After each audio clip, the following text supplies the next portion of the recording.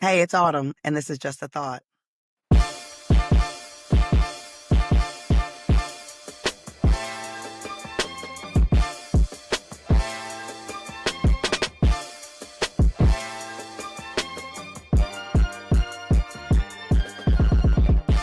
Hey, what's up? Welcome back. Today we got another one for you. Another one. This is my dude. I know I say that in every episode, but it's because I got a fantastic circle. And this brother is no different. Amazing. We are about to get into some things that I think are going to be life shifting, not just like something for you to ponder on, but I think he's going to give us some things that we can actually take away and really implement immediately. Even if he didn't plan on it, he is now because I just put him on notice that that's the expectation. So there's that. Um, but I'm going to introduce him first so that you know and understand why he is here and all of the information that he is going to bring. So my guest today is Archie Payne. Archie Payne. Archie Payne. Don't even know if you know how much I love that name. It just gotta listen. It just got a ring to it. It really does. Okay. Anyway, I digress. Archie is a finance professional with over 35 years of experience in cash management. That's what I'm talking about. Let's get this money right. And corporate accounting structures. With more than 25 years dedicated to the commercial, receivable, and payable space, he has spent the past 20 years as a commercial card. These credit cards. Is it these credit cards? Because we're trying to get rid of these credit cards. Okay. And procure to pay specialist. He said, no, don't do it. Okay. Well, we're going Do to it. talk about it. You're going to help us. You're going to help us. Archie provides advisory and relationship expertise to help clients achieve their accounts payable, receivable, and travel management objectives. That's what I'm trying to talk about. He is passionate about promoting financial literacy and awareness in underrepresented communities, driven by his understanding of the intersection between commerce and purpose. Now that's the bio he sent over. I want to add a little something to that bio Okay. because listen, my dude is also. I brought my cup out for him because this is the first time I felt safe enough to do it. He's a Cowboys fan, so you know he can be trusted. And my dude just crossed as Omega Sci-Fi. Now y'all know I'm with the nukes, but I support my brother here. I support my brother. Archie, welcome. Thank you for being on the show with me today. I appreciate you in advance for everything that you're about to give insight to. I think that this is a really important conversation. If y'all haven't figured it out yet, we can already talk about money. We're Mm. going to talk about some mind shifts around this money because we all need it. We all got it, don't got it, trying to get it, trying to manage it, trying to figure it out. And Archie has, to his bio, has been in this space for a really long time. And I think that he is the perfect person to come and just help think about these things in a different way. So, Archie, thank you. Thank you for making yourself available to me, sir. No, thank you for having me. And listen, that welcome right there is enough. I'm ready to just stop while I'm ahead and go ahead and cancel and Stop and it. come back for Christmas. but let's talk about the topic, right? Because money's important, right? Money is important. It's not everything, but it provides us the opportunity to, take care of our family and do the things that we want to do and the things we have to do, right? So like Yeah. it's important. It's an important Right. aspect. It is a huge aspect of life. It doesn't solve everything, but it solves a lot of things. And I think that it also causes a lot of problems, right? In It so can. many, yeah, it can in so many different spaces. So I think it's really important to understand it and to be able to manage it and not necessarily have it managing you. So um, that's what we're here to talk about. Yeah. So to get into it, Let's do it. I think everything begins in childhood, and that's where a lot of our mindsets come from. That's And right. so, in your opinion or in your experience, what are some of those childhood mindsets, examples, things like that, experiences with maybe scarcity or abundance that can influence how people manage their money when they become adults? Yeah. So great question. Let's begin at the very first starting point, right? So Uh-huh. like people can only give to you that with which they possess, right? So like That's I fair. someone can only give you good financial awareness, financial literacy skills if they possess those skills. Right, So if they right, don't possess the skills, they can't give you the skills that you'll need to be good at it in your adult life. Um, right, and unfortunately, many individuals come from families that don't necessarily possess those skills. right. So it perpetuates. We talked. You spoke of scarcity, right? So Yeah, scarcity begets scarcity, right? Because it kind of perpetuates itself right, along the horizon. And so one of the things that like when I was growing up, my dad used to always say, "Pay yourself first," and I used to scratch my head and be like, listen, what does man, that mean? I have things I want to do, right? like um, and so I didn't do that as a young Archie. Right, right. I do that now as an adult Archie because some of the messages that we receive over time Hard to are make sense. lost a little bit too, right? So Yeah, like, so you spoke of scarcity. Oftentimes, what happens is people who come from scarce situations, they hold on to a lot yeah. of things They and hoard. they hoard, which necessarily doesn't open them up for investing and Yeah, doing things with the money and putting the money to work for them because right.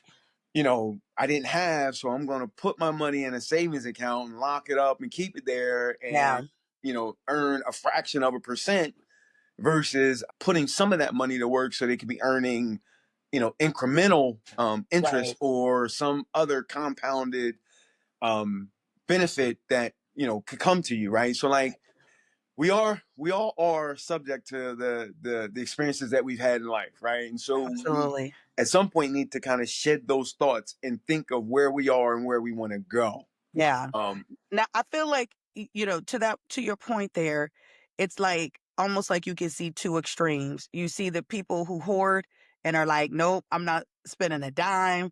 We ain't going nowhere and doing nothing. I'm just putting everything in the bank. yep. And then you see other people who get a little money and Spend it. flash out. Yep, spend it. It's I spent mean, before they get it. I get they paid ain't Friday, never so I'm gonna had spend it nothing, on and Wednesday. now, Yes. Yeah, right, yeah, yeah, yeah, yeah. they got a little something and just can't. It's burning a hole in their pocket. Yep, yep, yep. um one of the best pieces of advice that I have for people is that where you can open multiple bank accounts. And so why I say that is like, Okay. so I personally have two checking accounts and one savings account. Wait a minute. Listen, I'm going to start taking some notes. Go ahead. And so I have a main checking account that I pay my bills through, and I also have a checking account that like I put money into for like big expenses, like whatever it is that I want, right? If I want to go on a trip, I want Right. to, go to a Cowboys game, Right. whatever I want to do, I put money from my paycheck in that account and I use that account for planned expenditures Okay.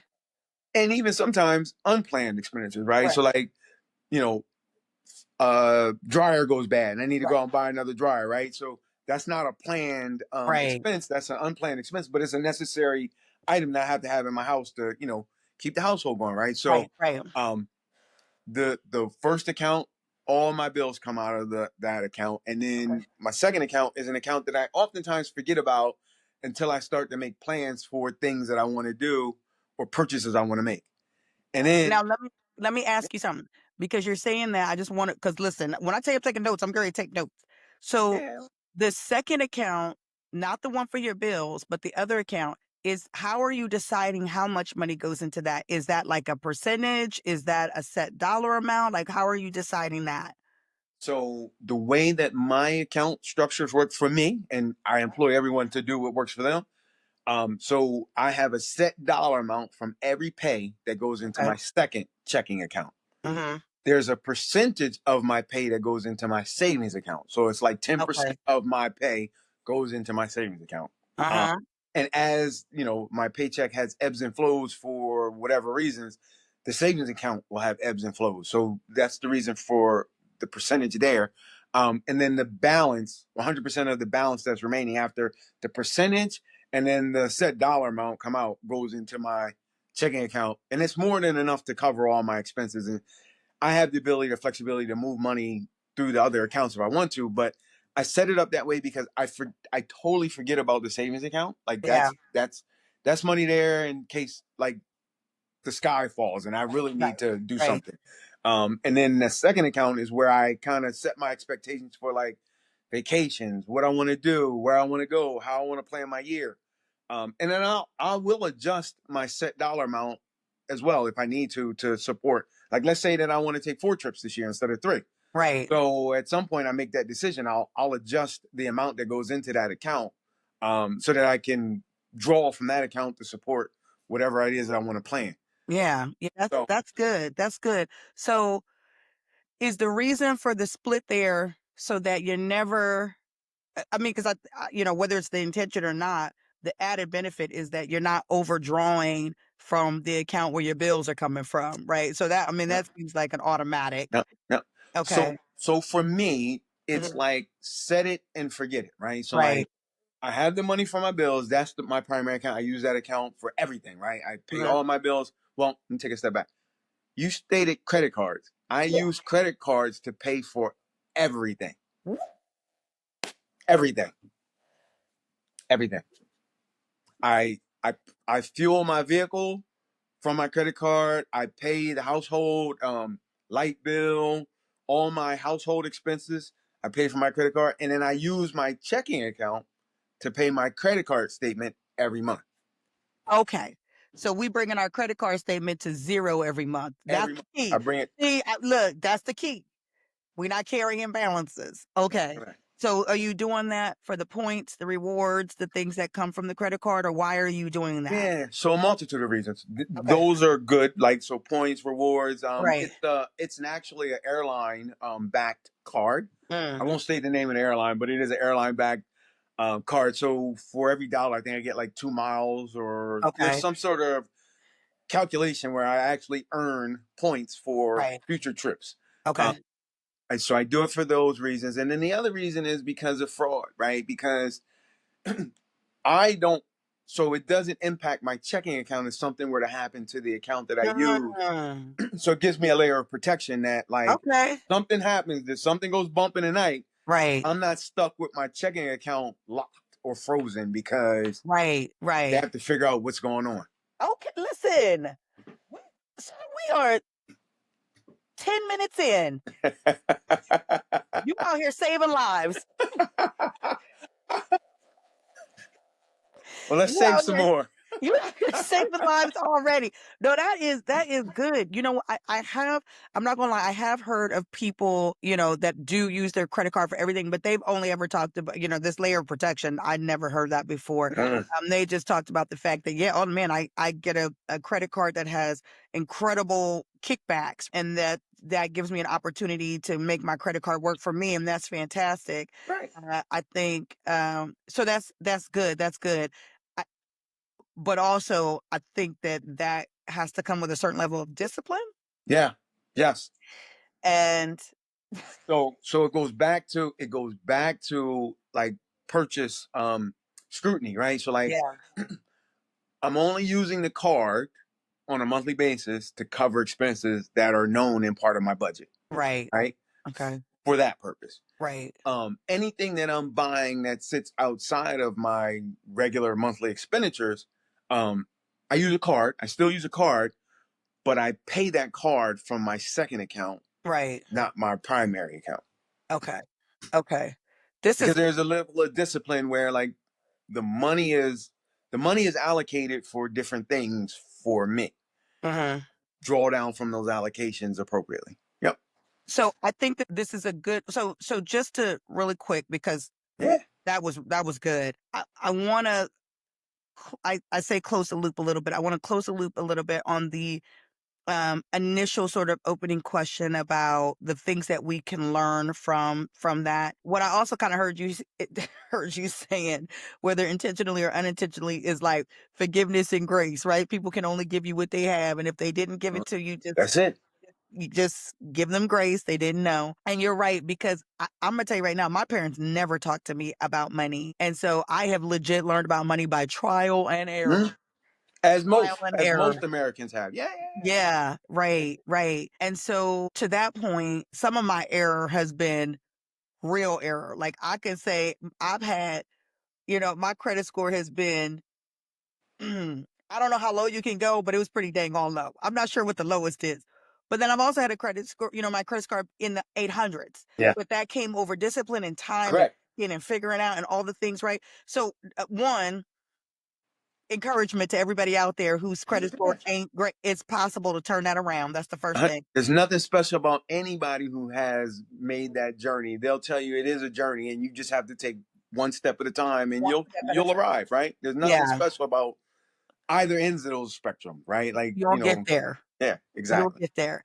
Um, but what are some ways, or is there really, like, what does that look like to adjust um how you see or feel about money? Is it just education about it? Is it you yourselves? Things that, I mean, like, where does that, people who are coming to you and like, Archie, I want to try to get this right. Where do you start with them? Yeah. Well, so there's no right or wrong, Okay. right? So there's no right or wrong. Your journey may be different. Your journey's gonna likely be different from Right. everyone else's journey, right? Right. Um, the only thing that's consistent is that there's a realization point and an inflection point where it's like, listen, I'm here and I aspire to be here, wherever here is, right? Right. Right. Like you said, there's low and then there's high, and Everything in between. somewhere in between is where most people live, right? Yeah.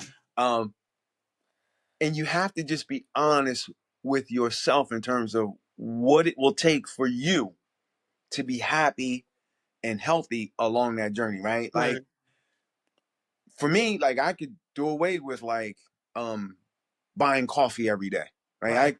I'm happy to have in-house coffee that I can make from my Right. Keurig every morning. I'm okay with that. Yeah. There's some people that can't live without their coffee. Like there's a level of mental health Yeah. that can be wrapped around some of Right. these purchases, right? And so, none of it's worth that. And you have to give yourself grace too. So Okay.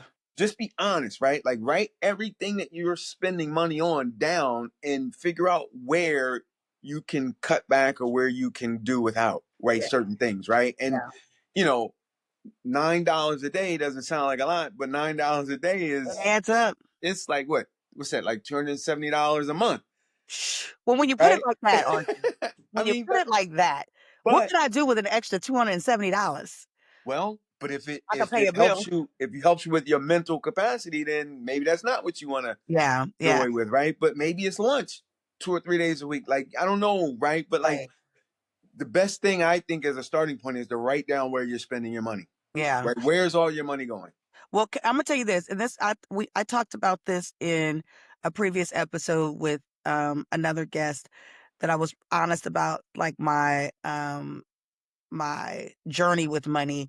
And one of the things that I talked about is that I was an emotional spender. So I think that people need to also understand, which I think is what you're getting to, right? If this is something that you are like tied to, and it's this is what makes me feel good and all the things. Um, Okay. but I was an emotional spender to a point where it was unhealthy. And which I had to really deal with that I realized that every time I was sad, or every time I didn't feel, my best self, that I would spend to try to make myself feel better. Yeah, you're not And so, alone. yeah. But that was one of the first things that I had to address so that I could get my finances in control.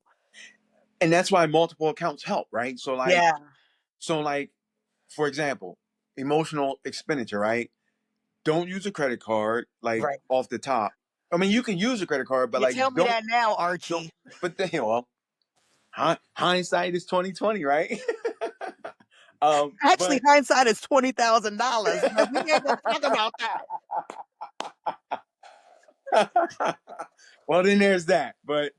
Um, but but find joy in planning for the purchase, That's good. right? Like Okay. so, like Yeah. you're not telling yourself you have to do without, right? But Yeah. I'll buy it in a week. I'll buy it in Right. 2 weeks, and Right. that's where that Something to look second forward account to. comes in handy because now you can see the progression to the purchase. Yeah. Yeah. That's good. That's good. Reframing that it's not a denial. It's just a pause for a Pause. second. Yeah. Yeah. Giving yourself something that you can work towards and feel good about. You earned it. You That's earned it. right. That's Yeah. right. And Yeah. who knows? You might find yourself. Well, one or two things are going to happen, right? Either you're going to find yourself even more elated with the purchase. You now have the item, and it's like I waited a couple weeks, so I really wanted it. Right. Or in 2 weeks' time, you may say, I don't want that. I want something else. Right? And that happens so often. I cannot tell you, which is another see, and that's really good too, because that was Right. another thing that I started doing when these emotional put all this stuff in my basket, and then I go, you know what, sleep on it. If tomorrow I still want it, then cool. If I Yep. don't, move on. And a lot Right. of times I did. I found the Right. next day, I don't even want half this stuff anymore. Yeah. Yeah. So there you go. There you Right. go. So Yeah. That's I don't think good. there's anything wrong with that. Like Yeah. we all work hard, Right. and that's the part of the equation that like people lose. Like they're like, I have to sink everything into an investment, or I have to sink everything into say. No, like you go to work so that you can have Yeah. a happier life. Like Right. a certain lifestyle is part of that, Yeah. and so you just got to be strategic and thoughtful in how What you're that looks going to like. use your resources. What that Um, looks like. So to that point, I want to ask you this because again, this is wild. Some people are gonna be like, "What? I use my credit card for everything." Wait a minute now. Right. Okay, like they feel like they got a new lease on life. Y'all keep it in context. Stop it. Listen to everything he's saying. Yeah, Don't hear what you for just sure. want to hear. For Hear sure. all the Don't get in trouble. Yeah, yeah, yeah. But I don't, pay it off to zero every month.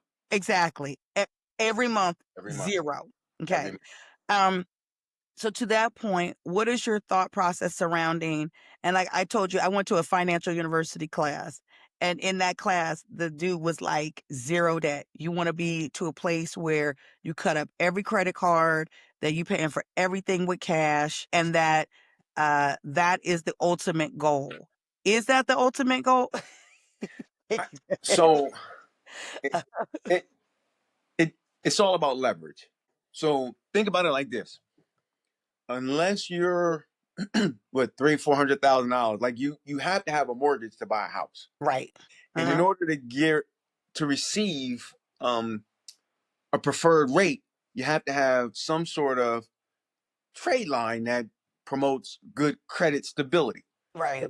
So if you don't have credit cards, um, I'm okay with no debt, but I'm not okay with like pay cash or write a check for everything, because that doesn't support your trade line. Okay. So you need to Yeah. have a good trade line history so Yeah. that you can have a good credit rating, so that when you are in need of bank financing, Right. you receive a preferred rate, That you can do that. Okay. right? So it's not necessarily we agree zero debt, but we don't agree on no credit cards. Now, what is the sweet spot? I've met some people who have like not I'm like, How do you have this many I mean, they got a credit card for every bank, every store, every like I'm like, "What?" And then I have some people were like, "I got one, and that's it." Is there a sweet spot to that? Does it matter? It really doesn't. It depends on like so it's credit limit. So Yeah. like if you have the one card that has enough credit facility for you to do all the things you need to do, and it still has a residual amount for incidentals, then you only need one, Okay. right? Yeah. If you're not disciplined in order to make the purchases, then you may want to have a couple that have lower limits, so that Yeah. like you can kind of manage to make certain that you stay within a safe zone Mm. from like not overextending Okay, yourself. okay, wait a minute. Pause right there for a second. Can you tell the credit card? Because I'm gonna tell you right now, these people be telling me all the time, "Oh, amazing. We're bumping you today." Can you be like, You could, nah, I'm yeah, cool. yeah, yeah, yeah. No, you could tell them. You don't. You. I don't. I. So That you sounded can real ignorant for me to decline. say that. I had no idea. You can decline and increase. Yes. So they Well, pick up. okay. They are reaching out to you. You have excellent credit rating. We want to bump your credit up to 30,000. No, I'm Right. okay. I, I'll retain my. Okay. I'm okay. See? Now you tell me. Yeah. Well, you didn't ask. Closed mouth never gets fed, right? Listen, if I wish I would have known, I'd have been like, nah, nah, just keep me But right here. I don't need you to take But me the there. key is honesty, right? Like you have to Yeah. be honest with yourself, right? Right. So if you're not the type that can have self control and not, Yeah. then you should decline. Like Credit you should because decline credit the cards increase. feel like free money. They not. They There's not. no free lunches in life. Fact. Say that part again. Say that part Yeah. again. Yeah, Oh yeah. my So God. Um, that's good. That's good. Um, so now that we in this mindset about debt, right? I think that there's a lot of people who have a lot of shame surrounding debt. There's a lot of people who are are barely hanging on, and quite honestly, even some people that are making a considerable amount of money oh yeah. have right. And so it feels like from the outside, this image of I should be this, but meanwhile they are drowning, they Yeah. are way overwhelmed, and there's shame. So to your point, you said, oh, you should have asked. A lot of people, I think, may are like ashamed to ask or talk about it, say like, yo, I owe all this. So how do people separate themselves from the debt, like not having shame surrounding it, so that they can seek help, so that they can get guidance? Like, I mean, not to sound terrible, but I feel like the majority of the United States is in debt. Maybe that might I make would you feel a agree. little better. Yeah, no. I think yeah. I You're think not alone, basically. You're not alone. Like, you're not the only one. yeah. Um, So and so like always think of it like this, right? Strength in numbers, right? So yeah, like, there's a common place for the majority of people, and I do believe that more people are facing either they're in or they're approaching a debt challenge, yeah, um more than not, right? yeah, And yeah, I don't know what the exact statistics are, but like I think more Americans are one catastrophe or one event away from like homelessness and yeah, like yeah. severe debt, Right, which is like it's avoidable. So like right. um I you just gotta kind of get over it and ask. Like, Bite the bullet and ask. Well, and that's the thing. It's no to so to your that point, a lot of people, good people, good doesn't mean people. that you're yeah, good Well, people, everybody is it's no like debt is no barometer of good or bad, right? right, Just like debt is no respecter of wealth.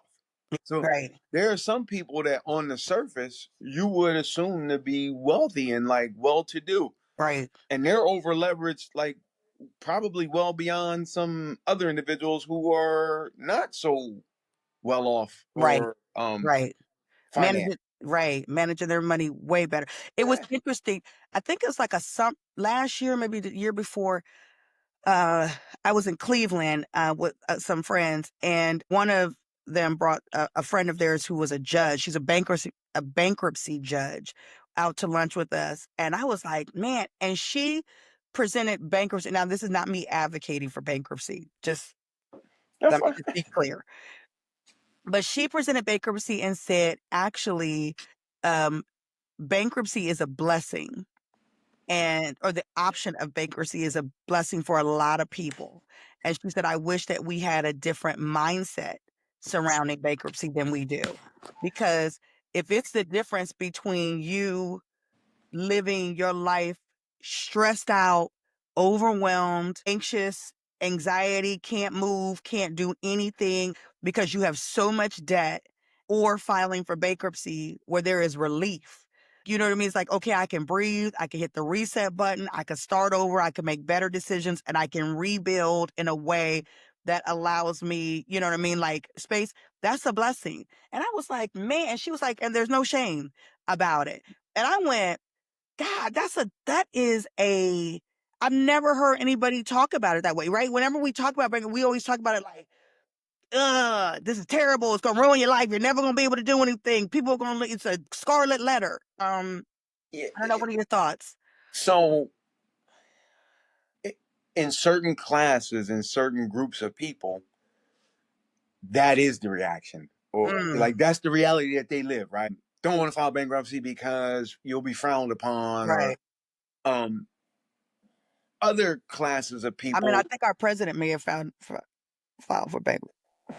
a few times. Yeah. And so it's a leverage, it's a financial leverage tool that can be used or applied in certain settings. Um to do exactly what you just said, right? Like to Yeah. give the person who has entered into a certain area of financial stability an opportunity to hit a reset button Yeah. and recalibrate all of these expenses that Yeah. they've acquired. The challenging part is that in certain settings, many of the individuals that are pushing the recalibrate button have funds, and so they don't necessarily have a period of inflection. Like they just hit the reset button and then they just pay cash for things for a little bit of time, and then their credit is repaired and like they're back, which is Yeah. probably part of the reason why, like in certain settings, it's a taboo statement to talk about bankruptcy in Yeah. that capacity, Yeah. because it's like they're not holding the cash to make the regular purchases that they need to kind of fill the gap between I hit the pause button Yeah. to reset and now it's recalibrated and now I'm back Yeah. in good standings. It can be a bit of a challenge, but at Yeah. the end of the day, like the thing that the bankruptcy what you said, bankruptcy judge, Yeah. Hmm. what she shared is like, listen, there's an element of mental health that comes Yeah. with financial awareness, stability, Freedom. and all of those, Yeah. whatever titles you want to put behind it. And I didn't really fully understand how close there was a correlation between like mental stability and like, financial awareness, um, until I kind of got into a certain space and was like, I think 2008 was like an epiphany for me. Like that was an eye-opening year when 2008, when the financial crisis of the United States Oh happened. God. Yeah. And you had many major corporations that were up in arms because they didn't know what tomorrow was going to bring Yeah. for them, right? Right. So Right. it forced me to like look at things a bit differently. And so I'm okay. Well, if corporates are doing this, Yeah. why aren't we employing some of this as individuals? Right. And Right. so the What do whole they know that we don't know? there you go, right? And so like the whole use your credit card for everything was born out of that moment for me. Okay. It's like a working capital strategy. I'm going to use the tools that I have to manage the expenses that I have to make Yeah. in a way that it's going to maximize the benefit package to me. So we Absolutely. talked about the points, we talked about the awards, we talked about like fraud protections, Yeah. and all those, like all that comes together with like why I want to use credit cards to make Right. all my regular monthly purchases. So if I'm a person who's in debt and I want to I'm starting today. I'm like, you know what? I'm sick of this. I'm done with it. What's Let's say the first three, because I'm sure there's a lot of steps. Let's say the first three steps. What are the first three steps that I should make, or the first three things that I should do to help start me on that path and to help me feel empowered to take this challenge on? Okay. Okay. Man, you asking some tough questions on a Monday. So the Listen, very we first. need to know, sir, that we out here with bated breath. There's people who are sitting on the edge of their seat right now, like that part. I need to know that part. All right, well wait no longer, right? So the Okay. very first step is knowing where your money is going. Okay. So take an inventory, write down everything and every penny that you spend and where you're spending it. Okay. Um, and then the very next foot that should drop, or so maybe step two is what are the things that I'm buying or the expenditures that I have that I can do without? Okay. Okay. Um, and then the third is probably okay. So I'm just throwing out numbers. Yeah. I found another $270 because I used that number because we talked about it earlier Right. in the Right. episode, but I found an extra $270. How can I apply that 270 on a monthly basis to chip away at this? And so start with, the highest interest bearing whatever, or, either highest interest bearing. And then the other one is like lowest balance. So you can just get it paid off Yeah. fast. So you Yeah. can visually see the benefits, because then it sparks more enthusiasm to Yeah. kind of do more, Yeah. right? So Okay. first, figure out where you're spending your money. Two, figure out what you can reduce, what expenditures you can reduce or do away with. Uh-huh. And then three, once you've determined what the amount is, how do I apply that amount to the balances that I have, either highest interest rate Hmm. or smallest balance, so that like I can start to see the benefits faster. Okay. Okay. Now here's my next question. This is going to be a little bit of math, maybe. Okay. Let's say I'm paying the minimum balance on my credit card every month. I know that's what I'm saying. We getting ready to get Right. some math. Okay. That's fine. So let's say the minimum balance on my credit card is $500. Let's just say. Look, I Okay. know I saw your eyebrows. You went, "Ooh, that's a minimum balance." Okay. I'm just That's a high. I So don't know. Let me just okay. okay, it's All $500. right. All Okay. right.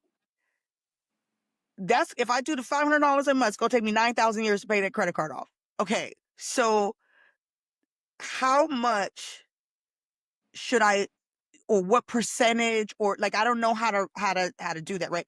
Where I can reasonably start to see because it's like you pay the minimum balance and then as soon as the interest comes the next month it's your minimum balance is right like it's like you did nothing and then you didn't Yeah, right so where can I start to see is it that I got to tack on at least another $100 and I got to tack on at least another 250 like where do you see what I'm saying where I can actually start to see that decline. I do. And so what I'll tell you is this, it depends.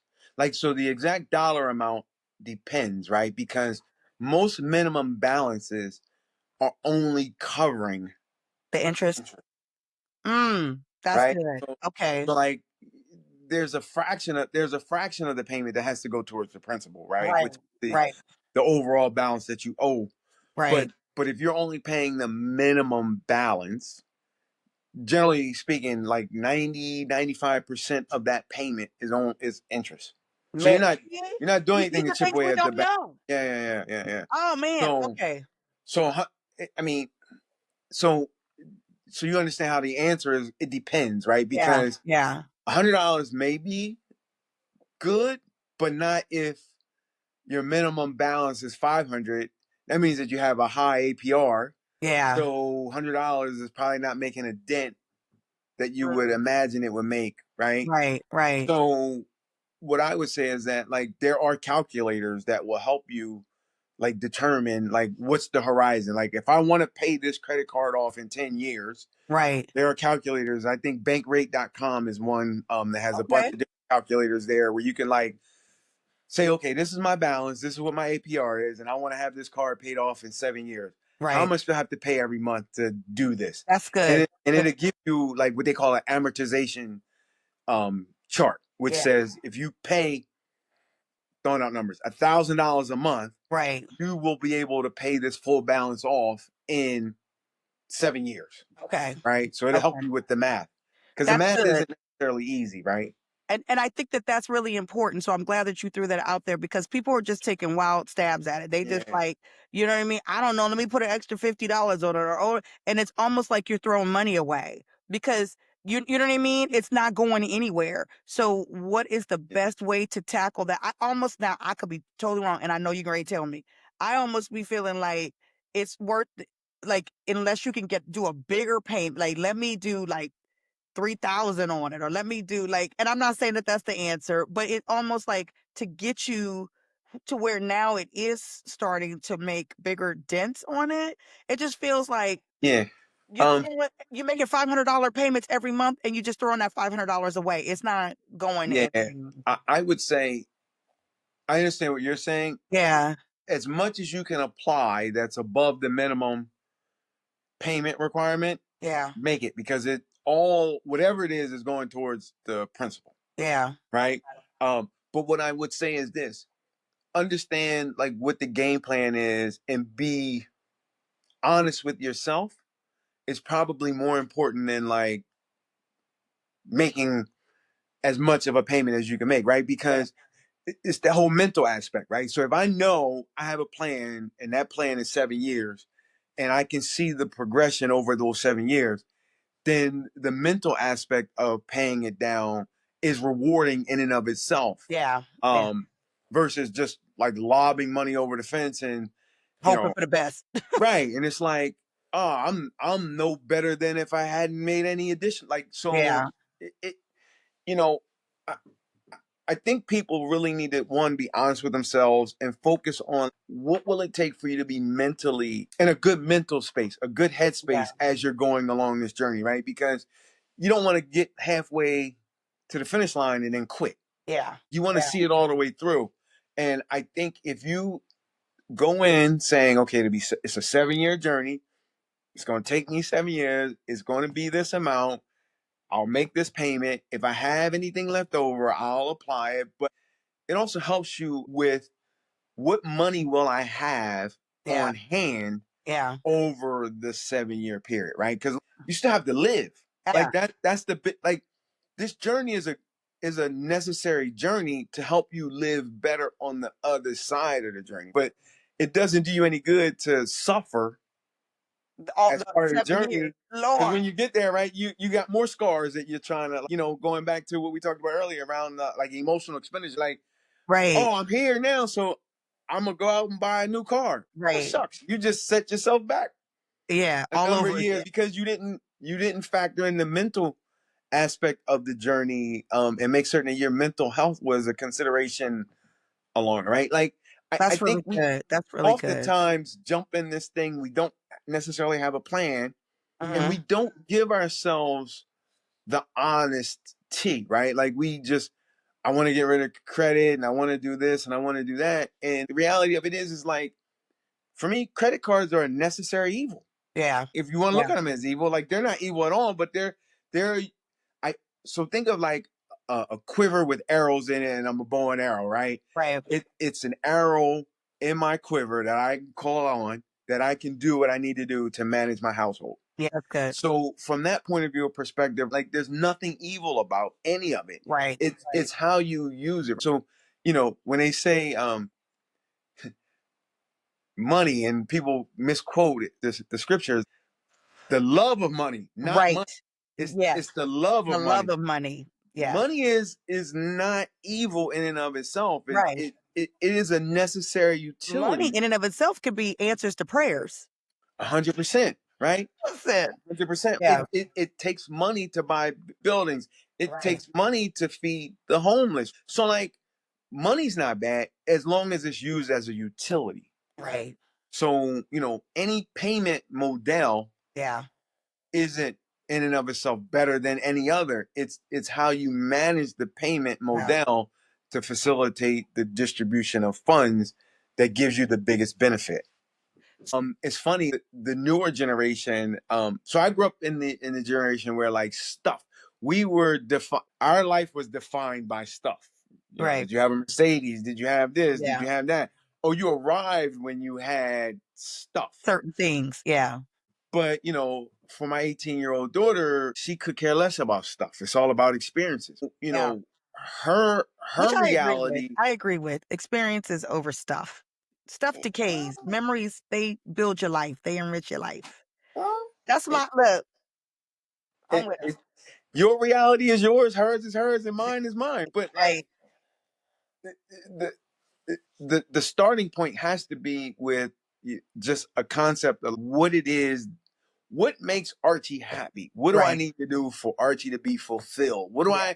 What will it take for me to be in this grind? Yeah. Going to work every day.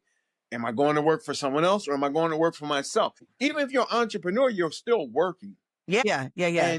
And And in the a lot of times entrepreneur, harder, in fact. harder, longer, and Mhm. and people people fail to realize entrepreneurs have far many more bosses or managers than people who have a traditional 9 to 5, Right. right? Right. Because every client that buys your good or service is to some degree a manager, right? Right. You have Right. to Answer manage to to their them. expectations, right? Right. So, being an entrepreneur doesn't mean you Get your have back. extra time, right? Yep. Like, no, in fact, everyone that I know that's an entrepreneur, they work longer, harder, and more days of the week than I do as a traditional, Yeah. employee in the corporate America space. But I just think it all starts with like, what is the lifestyle? Like I wanted to be an educator, like nobody. I still want to be an educator and teacher. And part of what I do is I'm an adjunct professor at Yeah. Delaware I State was gonna say, University. well, Yeah, Archie, what are we talking about right now? You do. You yeah. teach at DSU, so there's that. But that's a more recent Okay, revelation. okay. But when I was coming through, and I'm 52, so when I was coming through, teachers' salaries, and that Yeah. defined notation of who's arrived and when have you arrived with My teacher stuff had not arrived. didn't align. So I did what I needed to do. You just got to be honest with. I think it all starts with honesty.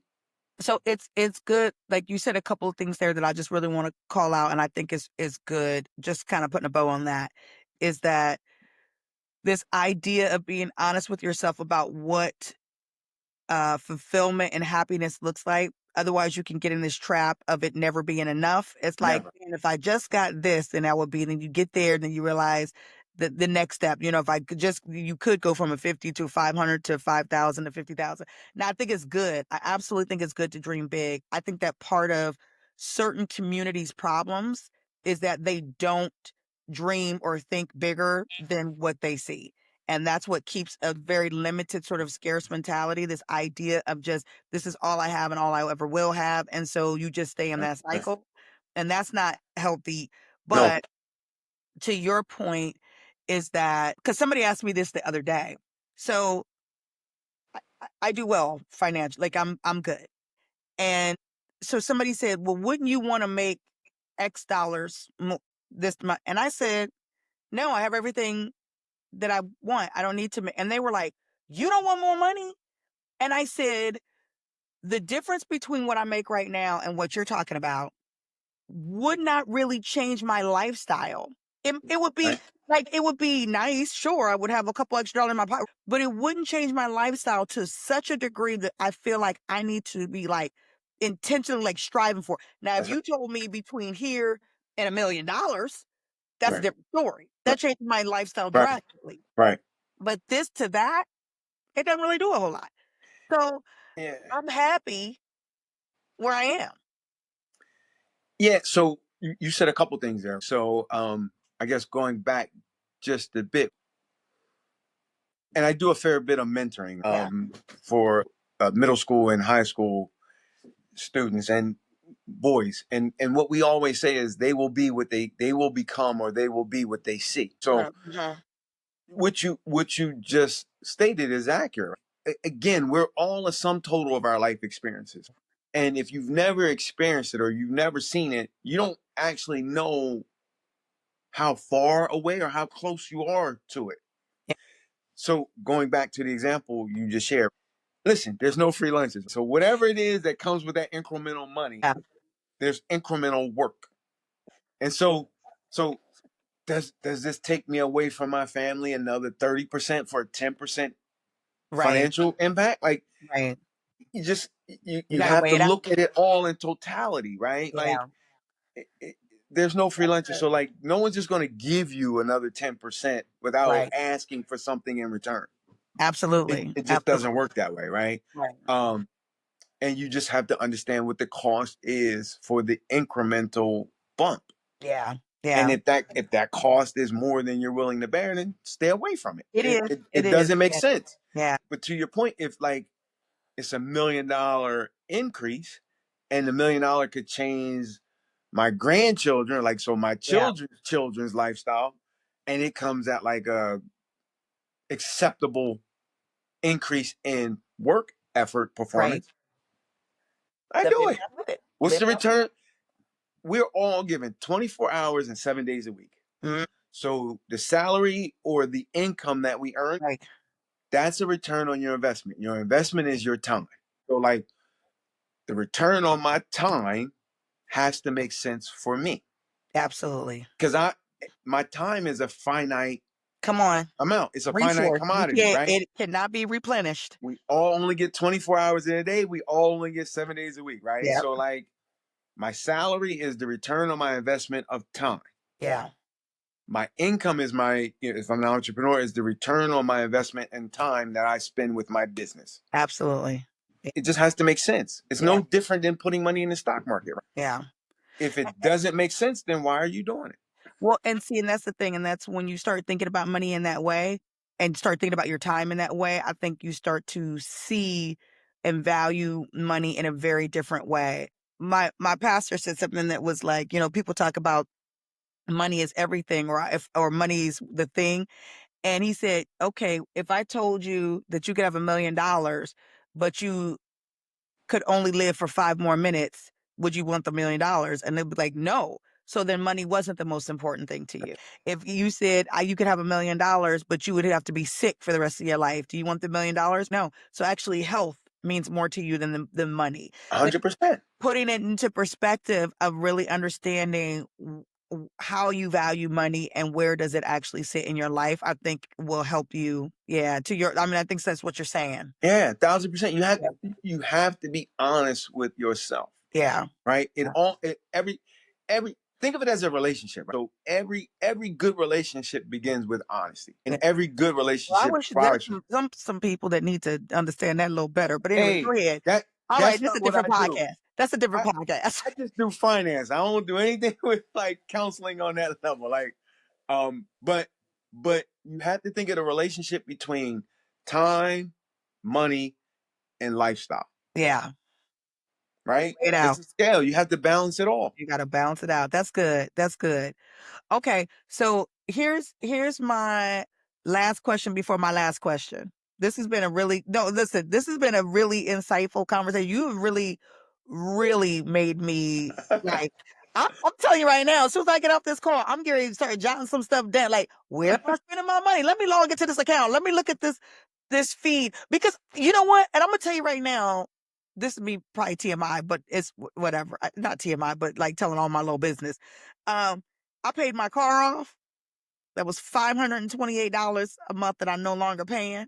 And I went through all my subscriptions, the random nonsense, right? I'm Yeah. like, I'm on Amazon and I got a random subscription for like Lifetime movie channels. I don't even watch that. So I was like, that's $10 a month that I, Right. get rid of Done. that, get rid of this, get rid of that. And I went through and I saved literally like $240. So now I looked at it and I said, man, between the $240 and the $528, I'm almost like $800 richer every month. Like, you know what I mean?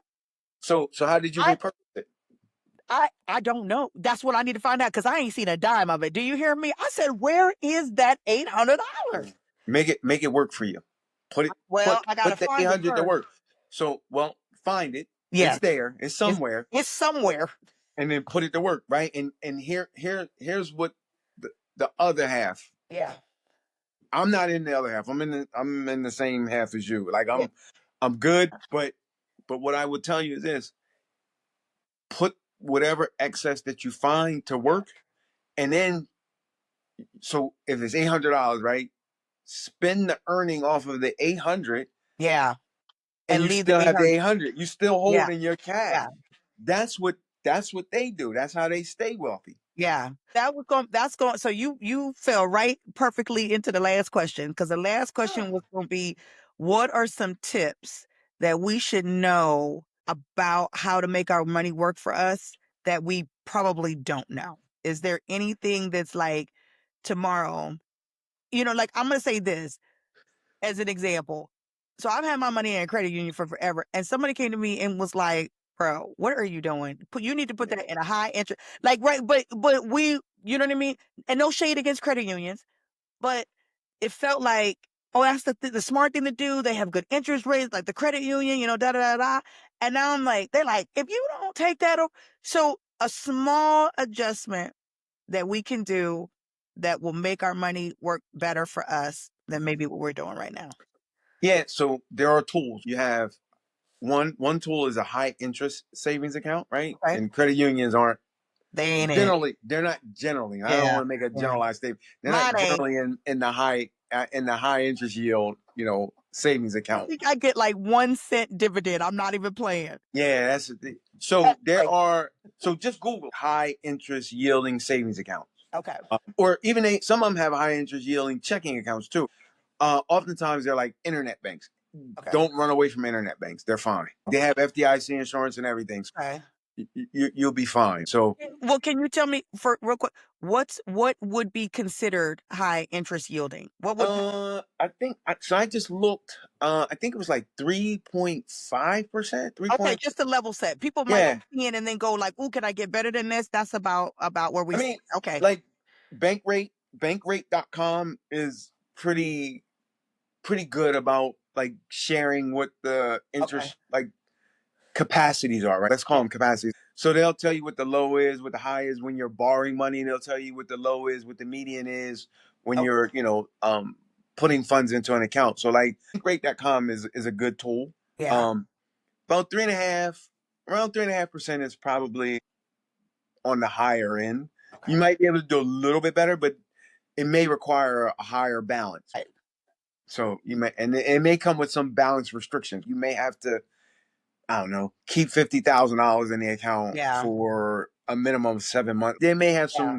some challenges or some requirements And if not you the get to the everyday higher rate. person can Correct. necessarily meet. Okay. Correct.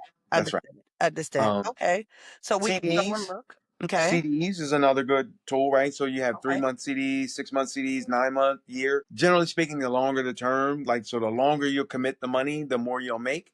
Okay. It's not always the case, but again, just Google who has the best 3 month CD rates, Okay. and you could continue to roll that money over and either pull or draw down the interest or leave Yeah. the interest in and use that as part of the Now, wave. now I got something. This is random. Savings bonds. Listen, I just looked through some stuff the other day and I saw these that my mother had bought like years ago, Oh, whatever. Yeah, that had bought like years ago. And I was like, should I keep these? Should I cash them gosh, they're done. Yeah, done. Yeah, they've matured. I mean, if listen, no disrespect, because I know you're probably like 2021, right? But like they generally have like a 10-year horizon. Are you Um, serious? yeah. Like they probably matured. I would look. I mean, look into it, right? Wow. But once they mature, like you're not getting. They have no value. Yeah, these are Like things I didn't no know. incremental value. Like they Yeah. have the value. Yeah, Wow. Okay. Well then shoot. Listen, that's money sitting downstairs. That's chilling. correct. Wow. Had no idea. Yeah, Okay, thank you they for that probably one. So matured. for Yeah. all of y'all, listen, all of y'all that grandma bought you savings bonds when you was 5 months old and you are now 45, cash them in. Yeah. I mean, look at them. Yeah. If there's something in the like it will be something called out in the language that if they matured beyond maturity for whatever reason. But Yeah. chances are, if it's a U.S. Treasury savings bond, like it it matured, and that was all the value that you were going to get. Oh man, well thank you for that one. Look, now we know. Now we know. Yeah. Um okay, listen, this has been a fantastic conversation, Archie. Thank you so much for spending this time and just being so honest and forthright and non-judgmental. No, judgment free, judgment free Judgment-free zone. zone. Yes, I appreciate you so much for this, sir. Um so last question I ask every guest before we close out. I'm sure that you have a lot of things that you can answer for this, but I want you to pick one. Okay. What is the most life-changing advice that you've ever been given?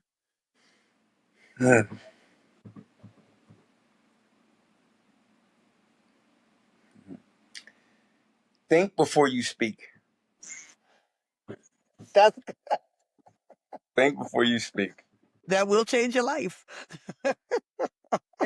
And I say that earnestly, and the reason why I say that is because you know every question you have isn't necessarily a question you need to present, and Mm, every comment that you think isn't necessarily one that you need to share. Think before you speak yeah. Yeah. is probably the life altering, because younger Archie probably didn't think as much as he should have before he spoke. But That's older that's some Archie picked up. that's some advice that we could all probably do a little bit more of. And in this point, it's not even just think before you speak. It's think before you type, think before you text, think before 100%. you post, think before All of the above. all Yes. the above, All of the all above. of the above. Yeah. Think before you. That's Yeah. it. Just all of the things. Yes. Yeah, absolutely. Absolutely. Well, again, thank you so much. I've appreciated this conversation. You're gonna have to come back. I know you said this is your first podcast. Man, lies. No, Lies. it's Lies. I tell no tale. Yeah, it's my first. But whenever you want to have me back, I'm more than Absolutely. happy to come back. I think I'll have you back on like a panel. We can talk about a Do couple it. of different yes, a couple of Do it. different things, how money incorporates with mental health, incorporates with, Yeah. maybe relationships. I think that would be an amazing podcast. Lord. 100%. Like it all interconnects, Yes, right? absolutely. Because they say health is wealth, Mhm. and wealth is health, Yeah. right? Yeah. Healthy relationship, yeah, it all interconnects. It all interconnects. You schedule it, and I'm there. I already know. I trust you. Also, I'm getting ready just on a closing note, I'm getting ready give our boy Malcolm the business because you sent your bio over like when I asked you and did all the things, man, this dude.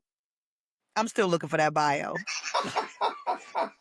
Well, Malcolm is a man of many different capacities. I'm a simple man, right? So like my bio is easy.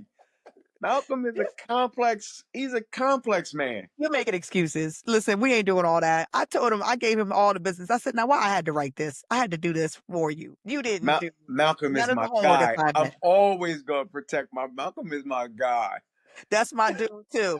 He didn't do nothing but hype me the entire episode, and I was here for it. He said, "Is she a baddie?" I said, "Hey, I forgot all about that bio." and, and then there's that, and he wasn't And telling no tales.